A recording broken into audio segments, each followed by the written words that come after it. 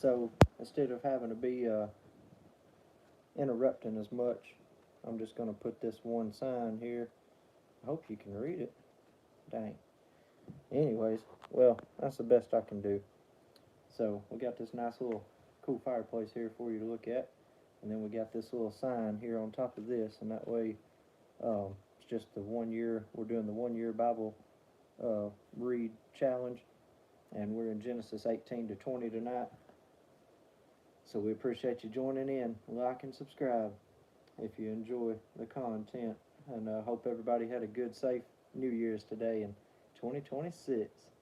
All right, so I'm gonna turn it back over to my wife. This way, when you join in, you can see it, and there'll be a little bit less interruptions to her. 18:22. All right, we're in 1822. We kind of already started this a little bit ago. You can go back on the channel and watch it. The men turned away and went toward Sodom, but Abraham remained standing before the Lord. And Abraham approached him and said, "Will you sweep away the righteous with the wicked? What if there were 50 righteous people in the city? Will you really sweep it away and not spare the place for the sake of the 50 righteous people in it? Far be it from you to do such a thing, to kill the righteous with the wicked, treating the righteous and the wicked alike. Far be it from you. Will not the judge of all the earth do right?" The Lord said, "If I find 50 righteous people in the city of Sodom, I will spare the whole place for their sake." Then Abraham spoke up again, "Now that I have been so bold as to speak to the Lord, though I am nothing but dust and ashes, what if the number of righteous is 5 less than 50? Will you destroy the whole city for the lack of 5 people? I will find 45 there," he said. "If I find 45 there, I will not destroy it." Once again he spoke to him. "What if only 40 are found there?" He said, "For the sake of 40 I will not do it." Then he said, "May the Lord not be angry, but let me speak. What if only 30 can be found here?" He answered, "I will not do it if I find 30 there." Abraham said, "Now that I have been so bold as to speak to the Lord, what if only 20 can be found there?" He said, "For the sake of 20 I will not destroy it." Then he said, "May the Lord not be angry, but let me speak just once more. What if only 10 can be found there?" He answered, "For the sake of 10 I will not destroy it." When the Lord had finished speaking with Abraham, he left, and Abraham returned home. I'll pause you real quick just because there was one comment on there. Camilla Lopez said, "Hi, my name is Camilla. Can I get a shout out?" Shout out to Camilla Lopez S2F. Y'all go check out her channel and give her a subscribe. Okay, Leanna Jones 8475 is back. Hey again. All right, so good deal. All right, we just had a big spike in viewers there. We appreciate the love and support. Carry on. The 2 angels arrived at Sodom in the evening, and Lot was sitting in the gateway of the city. When we saw them, he got up to meet them and bowed down with his face to the ground. "My lords," he said, "please turn aside to your servant's house. You can wash your feet and spend the night, and then go on your way early in the morning." "No," they answered, "we will spend the night in the square." But he insisted so strongly that they did go with him and entered his house. He prepared a meal for them, baking bread without yeast, and they ate. Yeah. You said he insisted, though. You meant not incest. He insisted. I said insisted. Oh, okay. I swear it sounded like you said insisted, No, but I sorry. said insisted. Okay, all right. Sorry. Carry on. Oh, I forgot where I was at. I believe in 6. No, you haven't got there yet. Right there, around. You just finished up with 4. We're in 19. Before they Four. had gone to bed, all the men from every part of the city of Sodom, both young and old, surrounded the house. They called to Lot, "Where are the men who came to you tonight? Bring them out to us so that we can have sex with them." Lot went outside to meet them and shut the door behind him and said, "No, my friends, do not do this wicked thing. Look, I have 2 daughters who have never slept with a man. Let me bring them to you, and you can do what you like with them." But don't do anything to these men, for they have come under the protection of my roof." "Get out of our way," they replied. "This fellow came here as a foreigner, and now he wants to play the judge. We will treat you worse than them." They kept bringing pressure on Lot and moved forward to break down the door. But the men inside reached out and pulled Lot back into the house and shut the door. Then they struck the men who were at the door of the house, young and old, with blindness, so they could not find the door. Hey, Deke Plinger 5720. Hey. The two men said to Lot, "Do you have anyone else here? Sons-in-law, sons or daughters, or anyone else in the city who belongs to you? Get them out of here, because we are going to destroy this place. The outcry to the Lord against his people is so great that he has sent us to destroy it." So Lot went out and spoke to his sons-in-law who were pledged to marry his daughters. He said, "Hurry and get out of this place, because the Lord is about to destroy the city." But his sons-in-law thought he was joking.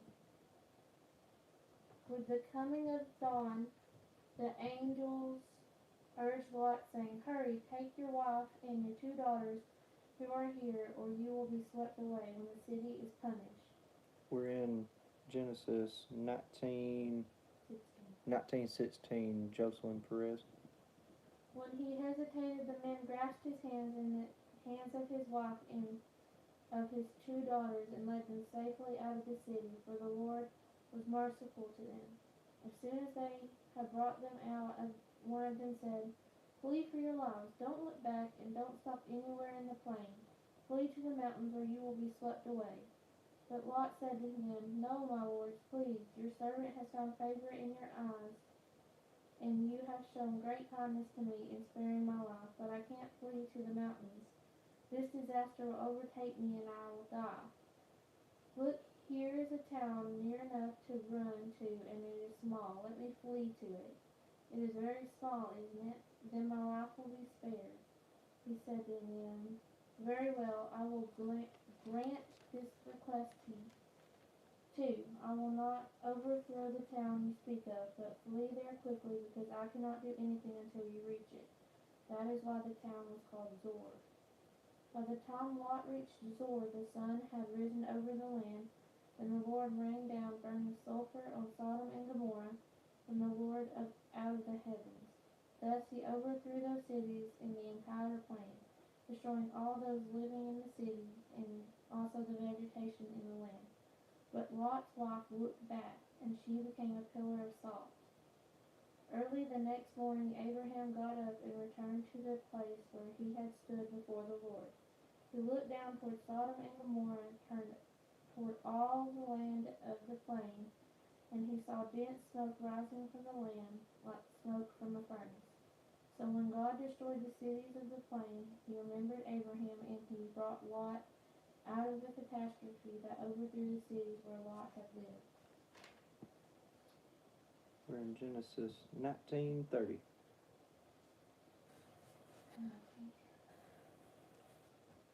Lot and his 2 daughters left Zor and settled in the mountains, for he was afraid to stay in Zor.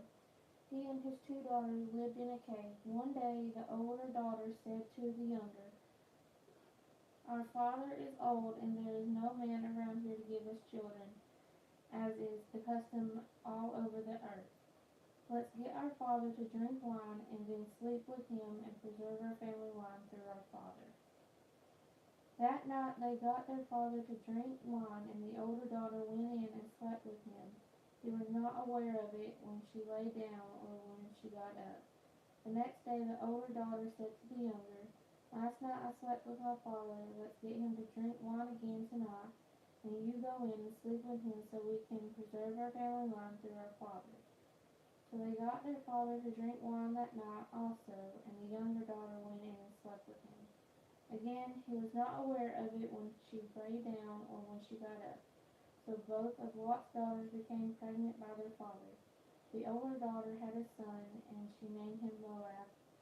He is the father of the Moabites of today. The younger daughter also had a son, and she named him Ben-Ammi. He is the father of the Ammonites of today. Thanks, Deeplinger5720. Appreciate the subscribe, man.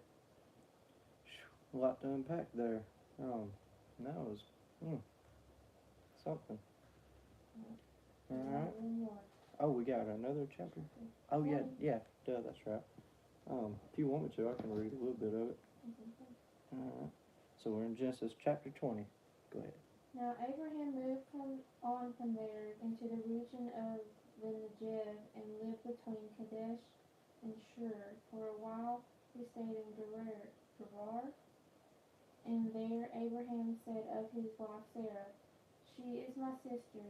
Then Abimelech, king of Gerar, sent for Sarah and took her. But God came to Abimelech in a dream one night and said to him, "You are as good as dead because of the woman you have taken. She is a married woman." Now Abimelech had not gone near her, so he said, "Lord, will you destroy an innocent nation? Did he not say to me, 'She is my sister,' and didn't she also say, 'He is my brother'? I have done this with a clear conscience and clean hands." Then God said to him in a dream, "Yes, I know you did this with a clear conscience, and so I have kept you from sinning against me. That is why I did not let you touch her. Now return the man's wife, for he is a prophet, and he will pray for you, and you will live. But if you do not return her, you may be sure that you and all who belong to you will die." Early the next morning Abimelech summoned all his officials, and when he told them all that had happened, they were very much afraid. Then Abimelech called Abraham in and said, "What have you done to us? How have I wronged you that you have brought such great guilt upon me and my kingdom? You have done things to me that should never be done." And Abimelech asked Abraham, "What is your reason for doing this?" Abraham replied, "I said to myself, 'There is surely no fear of God in this place, and they will kill me because of my wife. Besides, she really is my sister, the daughter of my father, though not of my mother, and she became my wife.' And when God had me wander from my father's household, I said to her, 'This is how you can show your love to me. Everywhere we go, say of me, he is my brother.' And Abimelech brought sheep and cattle and male and female slaves and gave them to Abraham, and he returned Sarah his wife to him. And Abimelech, my land is before you. Live wherever you like." To Sarah he said, "I'm giving your brother 1,000 shekels of silver. This is to cover the offense against you before all who are with you. You are completely vindicated." Then Abraham prayed to God, and God healed Abimelech, his wife, and his female slaves, so they could all have children again. For the Lord had kept all the women in Abimelech's house from conceiving because of Abraham's wife Sarah. Alright. Hey, Job Man H5G. I'm glad to have you back. Alright, guys. Well, that kind of wraps it up again for us tonight here. Genesis 18 through 20. There you have it. So you can go back and check out last night's video and get the 17 through 18 or 16 through 18. Yeah, that's right. I've got to go back and read 17 because we didn't we cut the live off before we got all that done. But anyways, we appreciate it, you guys. Job Man said one more with the praying hands. Whew. Yeah, I was about to say, let's see how long 21 is, but yeah. And let's see, the birth of Isaac. I'll read some into 21, and then she may have to take on over. But sure, man, let's do it. I'm gonna do it for you, man. Do it for God. I got the strength and the glory. The Bible says not to get weary, so I'm gonna try not to get weary, you guys. We'll jump on into 21 for you on this one. The birth of Isaac. The Lord came to Sarah as he had said, and the Lord did for Sarah what he had promised. Sarah became pregnant and bore a son to Abraham in his old age, at the appointed time God had told him. Abraham named his son who was born to him, the one Sarah bore to him, Isaac. When his son Isaac was 8 days old, Abraham circumcised him, as God had commanded him. Abraham was 100 years old when his son Isaac was born to him. Sarah said, God has made me laugh, and everyone who hears will laugh with me. Genesis 21:7. That's where we're at. She also said, who would have told Abraham that Sarah would nurse children, yet I have borne a son for him in his old age. All right. Hagar and Ishmael sent away. The child grew and was weaned, and Abraham held a great feast on the day Isaac was weaned. But Sarah saw the non-mocking, the one Hagar and the Egyptian had borne to Abraham. So she said to Abraham, drive out this slave with her son, for the son of this slave will not be cohere with my son Isaac. This was very distressing to Abraham because of his son. But God said to Abraham, do not be distressed about the boy and about your slave. Whatever Sarah says to you, listen to her, because your offspring will be traced through Isaac, and I will also make a nation of the slave's son, because he is your offspring. Early in the morning, Abraham got up, took bread and a water skin, put them on Hagar's shoulders, and sent her and the boy away. She left and wandered into the wilderness of Beersheba. When the water in the skin was gone, she left the boy under one of the bushes and went and sat at a distance, about a bow shot away, for she said, I can't bear to watch the boy die. While she sat at a distance, she wept loudly. 21:17. God heard the boy crying, and the angel of God called to Hagar from heaven and said to her, what's wrong, Hagar? Don't be afraid, for God has heard the boy crying from the place where he is. Get up, help the boy up, and grasp his hand, for I will make him a great nation. Then God opened her eyes, and she saw a well. So she went and filled the water skin and gave the boy a drink. God was with the boy, and he grew. He settled in the wilderness and became an archer. He settled in the wilderness of Paran, and his mother got a wife for him from the land of Egypt. Abraham's covenant with Abimelech. At the time of Abimelech, accompanied by Phicol, the commander of his army, said to Abraham, God is with you in everything you do. Swear to me by God here and now that you will not break an agreement with me or with my children and descendants. As I have been loyal to you, so you will be loyal to me and to the country where you are a resident alien. And Abraham said, I swear it.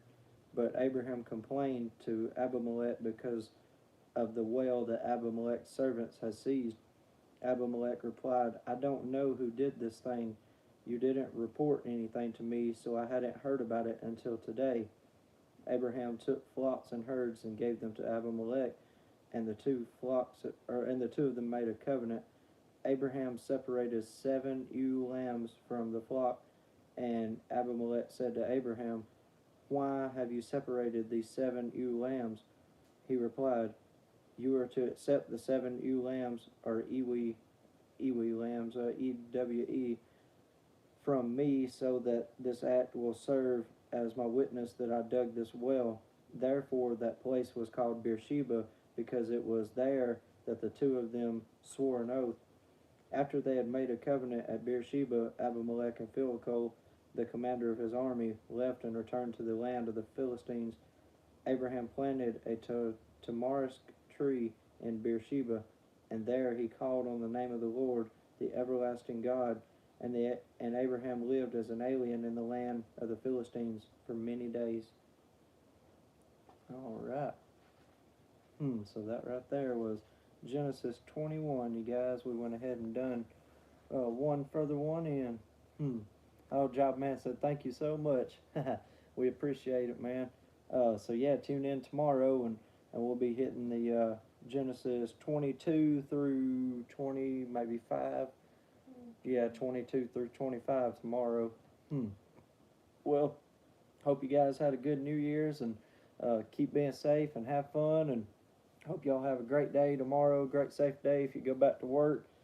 Thanks for tuning in, and I'm not sure if I gotta work tomorrow at my main job, but I'm gonna do a little side job and everything. So I'm gonna go work for a few hours tomorrow. But y'all be safe and have fun and you know, yeah, love thy neighbor and spread the gospel this week and be safe. So I'm gonna tune out, but I appreciate y'all so much. Oh, there was a little Q&A thing popped up. I thought somebody else commented. Oh, up day one of 365 of the new year. Let's go spread the gospel and do what we was called to do, you guys.